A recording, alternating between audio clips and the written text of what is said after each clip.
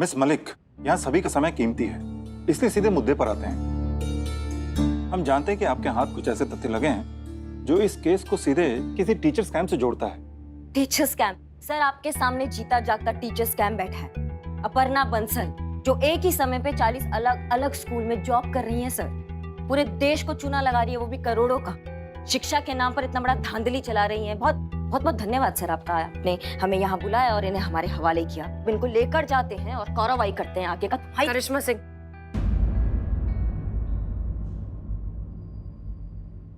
ऐसा ही करिश्मा सिंह, राइट? जी। जोश दिखाना बहुत अच्छी बात होती है करिश्मा सिंह, पर अगर गलत वक्त पर और गलत आदमी के सामने दिखाया जाए तो कभी कभी बहुत नुकसानदायक भी बन सकता है। मिस मलिक, हम जान सकते हैं कि कंप्लेन किसने किया आपको? हमारे पास तो ऐसी कोई शिकायत आई नहीं। सर है एक रिटायर्ड सीनियर टीचर, सनकी बुड्ढा। खुद तो अपनी जिंदगी में कुछ कर नहीं पाया, इसलिए दूसरों के फड्डे में टांग अड़ाकर अपनी फ्रस्ट्रेशन बाहर निकाल रहा है। वैसे कुंडली निकाली है मैंने सीनियर मास्टर की। देखिए, हमने आपको ये कहने के लिए बुलाया है कि ये हमारे डिपार्टमेंट का अंदरूनी मामला है, हम देख लेंगे क्या करना है। पुलिस को इसमें हस्तक्षेप देने की कोई जरूरत नहीं है। तो अच्छा होगा कि आप ये इन्वेस्टिगेशन बंद कर दीजिए और इस विषय में हम देख लें हमें आगे क्या करना है। आप समझ रहे ना बात को? आप अपना थाना संभालिए, वहां आने वाले ये छोटे मोटे घरेलू केस देखिए। ये लिखाई पढ़ाई का काम हम पर छोड़ दीजिए। हम बैठे हैं ना देश की शिक्षा प्रणाली की जिम्मेदारी का बोझ उठाने के लिए। तुम्हारी मैया की सास करिश्मा सिंह, करिश्मा सिंह बात करने का। करिश्मा सिंह शांत। एक मिनट मैडम सर, हमको आज बोलने दीजिए। ये खुद धरती पर इतना बड़ा बोझ है, आप क्या समाज के बोझ का बात कर रहे हैं? हाँ? और एक मिनट, शिक्षा आपका निजी मामला कब से हो गया? ये पूरे देश का मामला है, देश के भविष्य का मामला है। समझ रहे हैं आप? जो आपने ऐसे देशद्रोही के हाथ में दे रखा है, जो एक सेकंड नहीं लगाते हैं भविष्य को कचरा करने में। तुम्हारा जैसा लोग है जो देश की नींव में ना अशिक्षा का जहर घोल रहे हैं। तुमको अरेस्ट करना चाहिए और फांसी पर चढ़ा देना चाहिए। तुम्हारे जैसे लोगों को तुमको भी पीटेंगे हम और इसको भी पीटेंगे, और तुम्हारे जैसे जितना भी दीमक ना खोज के निकालेंगे हम, जो शिक्षा के नाम पे इतना बड़ा जहर घोल रहे हैं, शिक्षा के नाम पर ऐसा घटिया हरकत कर रहे हैं, काला धंधा चला रहे हैं। समझे? करिश्मा सिंह, आज हम मानेंगे। चलिए चलिए यहाँ से हटो हटो। मैडम चलिए चलिए मैडम सर, चलिए चलिए आप चलिए। डिस्गस्टिंग! करिश्मा सिंह क्या कर रही हैं? हम क्या कर रहे हैं मैडम सर? आप नहीं देख रही कि ये लोग क्या कर रहे हैं मैडम सर? आप देख रही हैं? देश को ना ऐसे जानवर की तरह नोच के खा रहे हैं मैडम सर। ये देश की नींव को खोखला कर रहे हैं, आगे आने वाली पीढ़ी को शिक्षा से वंचित कर मैडम सर। और आप कह रही हैं कि हम क्या कर रहे हैं? आपको दिखाई नहीं दे रहा है? नहीं, आप क्या चाहती हैं मैडम सर, कि हम अपनी आंखों में पट्टी बांध दें और अपने देश को ये काले गड्ढे में डूबता हुआ देखते रहे? हम नहीं मैडम सर, हमसे नहीं हो पाएगा। हम शिक्षा का हत्या होते हुए नहीं देख सकते मैडम सर। हमसे नहीं होगा। हम कैसे ऐसे देशद्रोहियों के हाथों से अपने देश को मरता हुआ नहीं देख सकते हैं मैडम सर। करिश्मा सिंह, नहीं मैडम सर, अभी हमारा बात पूरा नहीं हुआ है। ऐसे बहुत सारे लोग हैं मैडम सर देश में जो पढ़ना चाहते हैं, लेकिन आर्थिक तंगी की वजह से नहीं पढ़ पा रहे हैं मैडम सर। स्कूल से आगे बढ़ ही नहीं पाते हैं। शिक्षा के अभाव से ऐसी कितनी प्रतिभाएं हैं जो दम तोड़ रही हैं, क्योंकि वो बन ही नहीं पाते जो वो बनना चाहते हैं। और उसका एग्जाम्पल है हम आईपीएस बनना चाहते थे मैडम सर, पर नहीं था हमारे माँ बाप के हाथ में, नहीं थी उनकी स्थिति कि वो हमको ग्रेजुएशन पूरा करा पाते। 12वीं तक आते आते ना मैडम सर, उन्होंने अपनी पीठ और अपनी हिम्मत दोनों तोड़ दी थी। आपको पता है हमने क्या किया था उसके बाद? हमने अपना हिम्मत नहीं तोड़ा था मैडम सर, हमने बहुत मेहनत किया है। आपको पता है हमने मंदिर के आगे ना गजरे बेचे हैं, हमने जामुन बेचे हैं, हमने दिया बेचा है, तब जाके हमने अपना पढ़ाई पूरा किया मैडम सर। नहीं तोड़ा हमने हिम्मत। इतना मेहनत किया, तब जाके हमने जूनियर ऑफिसर का एग्जाम दिया और हम एसआई के लिए चुने गए। लेकिन अफसोस है, बहुत अफसोस है कि हम आईपीएस नहीं बन पाए मैडम सर। आईपीएस बने होते हमारे हाथ में इतना पावर होता ना कि किसी पे भी हाथ डालने से पहले हमें उसके ऑफिस के बाहर का नेम प्लेट नहीं देखना पड़ता। घसीटते लेके जाते इन सारे देशद्रोहियों को और उनको बताते कि जो ये शिक्षा भंग करते हैं ना, शिक्षा के नाम पर जो खिलवाड़ कर रहे हैं ना, उसका अंजाम क्या होता है। अगर पढ़ लिए होते तो इतना असहाय महसूस नहीं कर रहे होते अभी मैडम सर। ऐसे मरते मरते अपना नौकरी नहीं करते हम। करिश्मा सिंह, हम आपकी बात और हम आपका दर्द बहुत अच्छे से समझते हैं, लेकिन हर बात कहने का और हर काम करने का एक सही समय होता है, एक सही जगह होती है। और आप असहाय नहीं हैं। आप में और हम में बहुत ताकत है और अब ये ताकत हम इन्हें दिखाएंगे। आप हम पर भरोसा रखिए। आइए।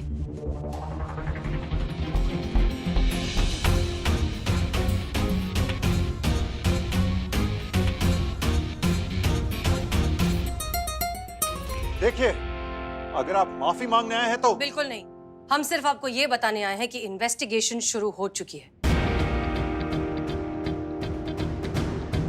और तब तक खत्म नहीं होगी जब तक इस स्कैम से रिलेटेड हर इंसान को पकड़ के हम जेल के अंदर नहीं फेंक देते। And that includes you sir. और ये सारा काम हम अगले 24 घंटे में करके दिखाएंगे।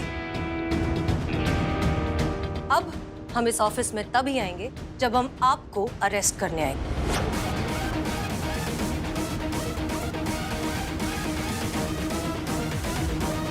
All the best. चलिए करिश्मा सिंह।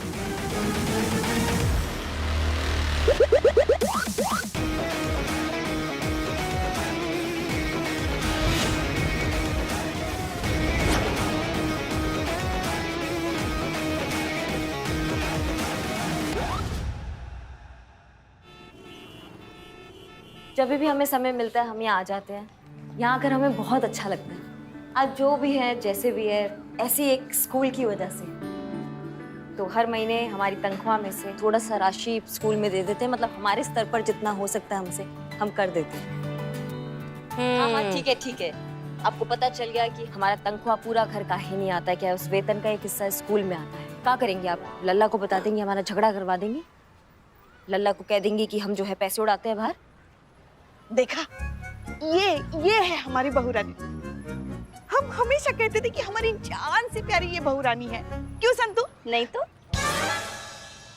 बस ऐसा कहते थे हम। और वैसे भी ये बात सुनकर कि आपके वेतन का एक हिस्सा जरूरतमंद बच्चों को और सरकारी स्कूल को जाता है, हमारा लल्ला, जो कि वो हमारा लल्ला है, आप पे गुस्सा नहीं करेगा बल्कि आपकी आरती उतारेगा।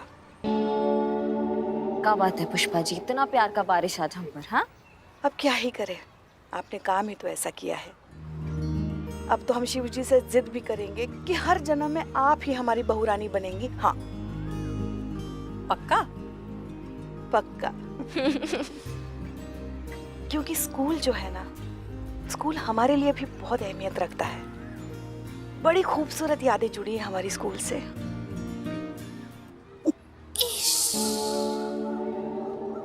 लल्ला के पापा भी तो हमें वहीं मिले थे। हम 9वीं में थे और वो 10वीं में थे। नहीं, चपरासी थे ना स्कूल के, घंटा बजाया करते थे स्कूल की। बिल्कुल ऐसे ही ऐसे ही। हमारे लिए तो अक्सर समय से पहले घंटा बजाकर स्कूल की छुट्टी करवा दिया करते थे। बाद में फिर अपनी मेहनत और लगन से उसी स्कूल के टीचर बने और फिर प्रिंसिपल। वाह। और मैडम सर, आपकी क्या कहानी थी स्कूल की? हाँ मैडम सर, आप भी बताइए ना। हमारी कहानी हम बता तो देंगे पर आप में से कोई भी यकीन नहीं करेगा। ये क्या कह रही हैं काहे नहीं, हम सब यकीन करेंगे मैडम सर। ठीक है, हम ऐसे थे, सबसे ज्यादा मस्तीखोर, बैक बेंचर, हंगामा करने वाले बच्चों में से। सच में मैडम? हाँ बिल्कुल। भौकाल था हमारा पूरी क्लास में, इनफैक्ट पूरे स्कूल में। जैसा आपके लिए कहते हैं ना सब कि दरोगा जी देखे तो बहुत पर तुमसा नहीं देखा जी, वैसा हमारे लिए भी कुछ कहते थे। क्या बताइए, क्या कहते थे मैडम सर, बताइए ना। बोलिए ना। बड़े बड़ों को आ जाए पसीना, जब अपने पे आ जाए हसीना। का?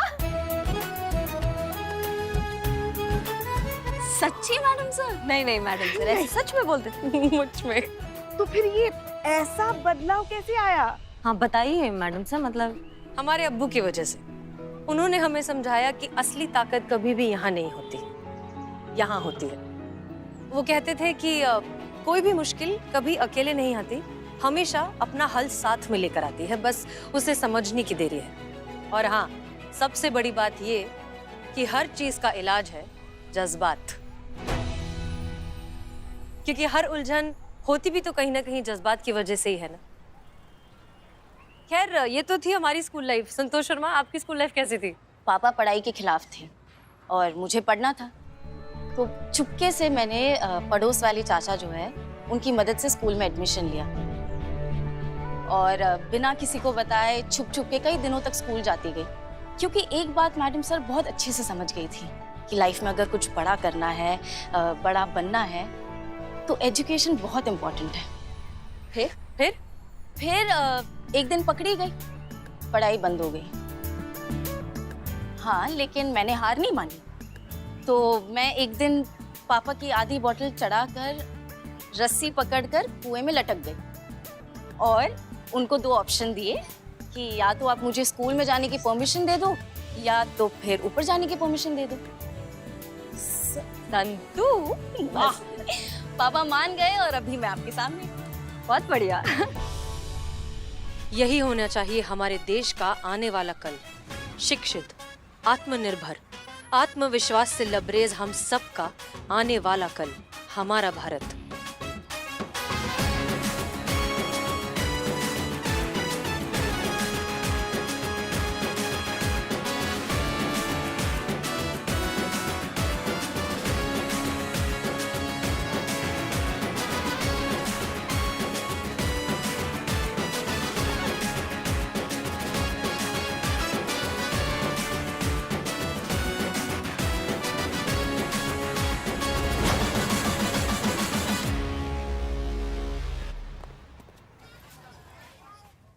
पुष्पा जी। जी मैडम सर। केस रजिस्टर कीजिए। अगले 24 घंटों के अंदर अंदर इस अपर्णा बंसल के नाम का अरेस्ट वारंट हमें चाहिए। जी मैडम सर। इस केस में जितना भी आदमी घुसा हुआ है ना, सबके नाम का अरेस्ट वारंट होना चाहिए, एक भी छूटना नहीं चाहिए। सब टोपा का चाहिए हमें अरेस्ट वारंट। लखनऊ शहर के लिए चौंका देने वाली एक सनसनीखेज खबर, एक बहुत बड़े टीचर स्कैम का खुलासा। सामने आया है सरकारी स्कूलों में चल रहे अध्यापकों का फर्जीवाड़े का मामला। अपर्णा बंसल नाम की महिला टीचर का नाम सामने आया है, जिस पर इस भ्रष्टाचार का आरोप लगा है। Head of the government school Shri Satish Chaudhary ने तुरंत इस मामले पर एक्शन लेते हुए अपने डिपार्टमेंट का एक जांच दल इस मामले की पड़ताल के लिए नियुक्त कर दिया है और शहर की जनता को ये भरोसा दिलाया है कि बहुत जल्द इस स्कैम से जुड़े लोगों पर कानूनी कार्रवाई की जाएगी। देखिए ना कैसा प्रपंच खेला है सतीश चौधरी ने मैडम सर। पहले खुद के केस का ढिंडोरा पीट दिया, फिर जांच दल बिठा दिया और सारा बाजी अपनी तरफ कर लिया कि सारे बच के निकल जाएंगे। हमको समझ में नहीं आता कैसे कानून का कुछ करने से पहले ये अपना रास्ता साफ कर लेते हैं मैडम सर। तो जांच और नतीजा ना सब वही होगा जो ये लोग चाहेंगे। शातिर लोग हैं ये, बहुत शातिर लोग हैं ये। मिस हसीना मलिक जी। हम एजुकेशन मिनिस्ट्री के हेड ऑफिस से आए हैं।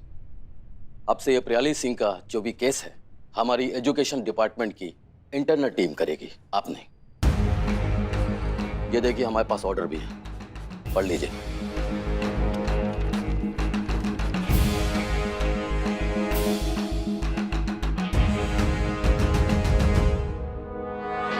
नमस्ते मैडम। आई एम ग्लैड इस थाने से जितना एक्सपेक्ट किया था मिला। इधर सच का लड़ाई इतना डेडिकेशन के साथ लड़ा जाता है। सही सुना मैं। आज भी पुलिस फोर्स में आपका जैसा ऑनेस्ट और ब्रेव ऑफिसर है। ग्रेट। अभी ये जो एजुकेशन स्कीम के अगेंस्ट आपने लड़ाई लड़ा, बहुत बड़ा काम किया है। I am proud of you. आप ये लड़ाई मैडम बहुत दूर तक लेके जाना। आफ्टर ऑल हमारा कंट्री का फ्यूचर का सवाल है। आप लड़ो, आगे बढ़ो, मैं आपके साथ है। अभी मैडम मैं आप और आपका टीम के लिए थोड़ा स्वीट्स लाया। जी सर, धन्यवाद। होगी सर, इस बार सच की ही जीत होगी। इस स्कैम से रिलेटेड हर एक शख्स को गिरफ्तार भी किया जाएगा और इस सिस्टम पर लगे धब्बे को मिटाया भी जाएगा। और ये सब आपकी आंखों के सामने होगा सर। ये हमारा आपसे वादा है। God bless you.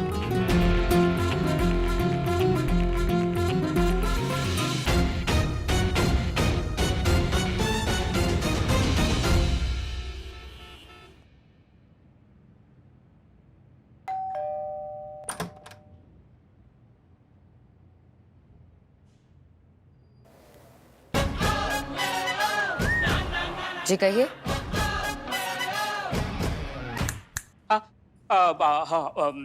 Health and test department. ये कौन सा डिपार्टमेंट? आप चाहो तो हमको दूध वाला भी कह सकते हैं। I might not. हमारे यहाँ दूध तो बिरजू देने आता है, तो फिर आप? I understand. He is my hunger brother. Hunger brother नहीं, younger brother. No no, hunger brother. आपको अपना इंग्लिश सुधारना होगा, वो हंगर ब्रदर ही है। So that's why my hunger brother Birju गाँव गया है तो उसकी जगह मैं ट्रांसफर हुआ हूँ। तो आज मैं आपको आपके दूध की डिलीवरी दूंगा और ये आपका इस महीने का बिल फ्रॉम बिल्लू। ये क्या है? क्या आपको बिना चश्मे के दिखता नहीं? 5,000 का बिल? लाउड बोलने से 5,000 रुपए का बिल 5 रुपए नहीं हो जाए?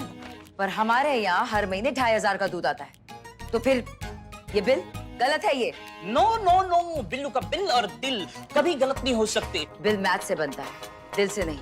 ओह, और आपको अपना मैथ्स ठीक करना है। No no no no no, my maths is correct and मुझे मेरा मैथ्स मेरे टीचर ने सिखाया है। कौन से घटिया स्कूल ने तुम्हें पढ़ाया है? घटिया? और कौन है ये तुम्हारी अनपढ़ टीचर जिसने तुम्हें ये बकवास मैथ सिखाया है? देखो ये बिल करेक्ट है, आपको बिल के पैसे देने पड़ेंगे, मतलब देने पड़ेंगे। आप बिल वापस से बना कर लाइए, मैं आपको उसके बाद बिल पे करूंगी। Got it? मैडम, बिल के पैसे आपको देने ही पड़ेंगे, वरना क्या? वरना आज से आपके यहाँ दूध की डिलीवरी बंद। क्या बकवास कर रहे हो? दिमाग तो ठिकाने पर है तुम्हारा? ऐसे कैसे तुम दूध की डिलीवरी बंद कर सकते हो? होल्ड प्लीज, ऐसे बंद करूंगा। हेल्थ एंड टेस्ट डिपार्टमेंट के चेयरमैन को फोन करूंगा और उनको कह दूंगा कि इनके यहाँ सारे शहर के दूध वालों इनका दूध पानी बंद कर दो, हो जाएगा बंद। अच्छा, hello chairman sir, Billu here. Speaker. भैया जी, जगतपुरी में मल्लिका बिल्डिंग में रहने वाली अपर्णा बंसल दूध का बिल देने के लिए मना कर रही है और कह रही है कि जो उखाड़ना है उखाड़ लो, दूध का बिल मैं नहीं दूंगी। तो भैया जी, इनको दिखा दीजिए अपने एसोसिएशन की एकता की शक्ति और इनके यहाँ बंद कर दीजिए दूध की पूर्ति। कैसे कैसे बिल देने से मना कर रही है? आप उनको फोन दीजिए, हम समझाते हैं। स्पीकर पे है भैया, स्पीकर पे है, बोलिए। अरे मैडम जी, आप क्यों ऐसे मना कर रही हैं उनको? आप उनको बिल दे दीजिए, वो वापस आ जाएंगे। अरे ऐसे कैसे दे दे? लूट पची है क्या? ये कुछ भी बिल बनाएगा हम दे देंगे। मैं नहीं दे रही कोई बिल, गलत बिल है ये। अरे ऐसे कैसे गलत बिल बनाया है उन्होंने? हमारे डिपार्टमेंट का सबसे ज्यादा पढ़ा लिखा और समझदार इंसान है बिल्लू। अरे उनके बनाए हुए बिल तो पार्लियामेंट तक रिजेक्ट नहीं करती आप तो भाई। दे दीजिए, बिल दे दीजिए। नहीं दूंगी, सुना आपने? ये बेतुका बिल मैं नहीं दूंगी। काट दिए भैया जी, कट गए? नहीं नहीं मैडम, आपको बिल तो देना पड़ेगा, नहीं तो दूध की डिलीवरी नहीं करेंगे।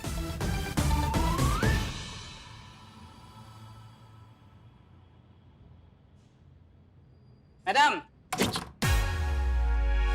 मैडम मैं रहूं कि जाऊं?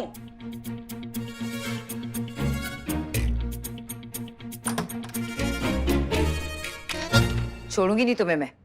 Thank you, it's best offer for Billu. Police में कंप्लेन कराऊंगी तुम्हारी, जेल की हवा भी खिलाऊंगी तुम्हें, देख लेना तुम। मैं वही जेल होता हूँ। मैडम, आज का दूध नहीं चाहिए, और आज के बाद से यहाँ आने की जरूरत भी नहीं है। नहीं चाहिए मैं आपका दूध, जाइए यहाँ से। Okay, thank you.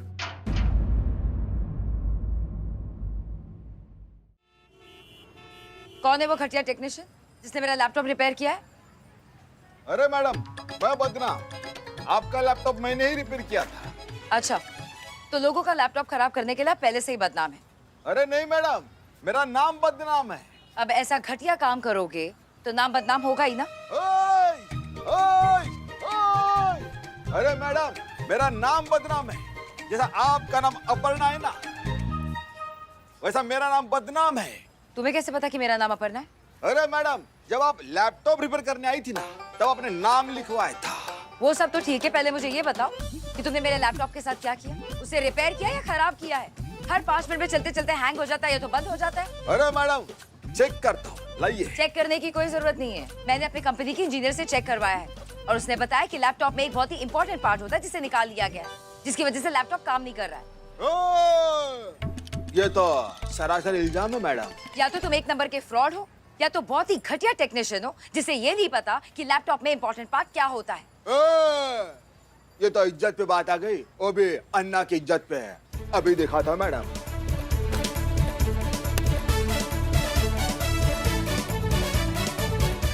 अब इसमें क्या ढूंढ रहे हो? डिफेक्ट तो ढूंढना पड़ेगा ना मैडम। ये देखो मैडम, ये मिल गया डिफेक्ट। मैडम आपको 5,000 रुपए एक्स्ट्रा देना पड़ेगा। किस बात के 5,000?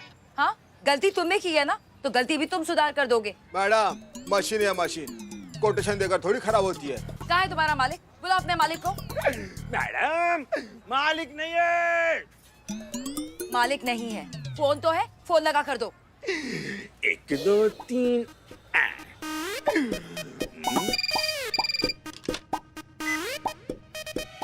महिला पुलिस। Hello hello sir. जीते जीते जीते, बदनाम बदनाम बदनाम बात करे आज सर, बदनाम बदनाम। Hello hello. हेलो, ये क्या लूट मचा रखी है आपने अपनी दुकान पर? और ये किस नमूने को बिठा के रखा है आपने? ये खुद को टेक्नीशियन बोलता है और इसे काम का ABCD तक नहीं पता है। मैं इसके पास कंप्लेन लेकर आई थी और इसने मेरा पूरा का पूरा लैपटॉप खोल दिया और अब मुझसे 5,000 एक्स्ट्रा मांग रहा है। और जब मैंने इसे मना किया कि मुझे अपना लैपटॉप रिपेयर नहीं करवाना, तो ये कहते हैं कि 1,000 रुपए और लगेंगे। क्या नाटक है ये? हेलो हेलो, देखिए देखिए, शांत हो जाइए बहन जी, शांत हो जाइए। देखिए आपसे गलती हो रहा है। हमारा जो टेक्नीशियन है ना, ये सबसे ज्यादा पढ़ा लिखा होनहार काबिल कारीगर है। आप चुप ही रहिए। सब समझ में आ गया है मुझे, बहुत अच्छे से समझ में आ गया है कि आप सभी के सब एक ही थाली के चट्टे बट्टे हो, सबके सब मिले हुए हो ना। लेकिन मैं आप लोगों को छोड़ूंगी नहीं, पुलिस में कंप्लेन लिखवाऊंगी और जेल की हवा खिलवाऊंगी। और तुम्हें भी मैं देख लूंगी। वाह जीते, क्या डायलॉग मारा तुमने। है ना, बचपन में हम भी आप ही की तरह थिएटर से निकाले गए हैं। हाँ।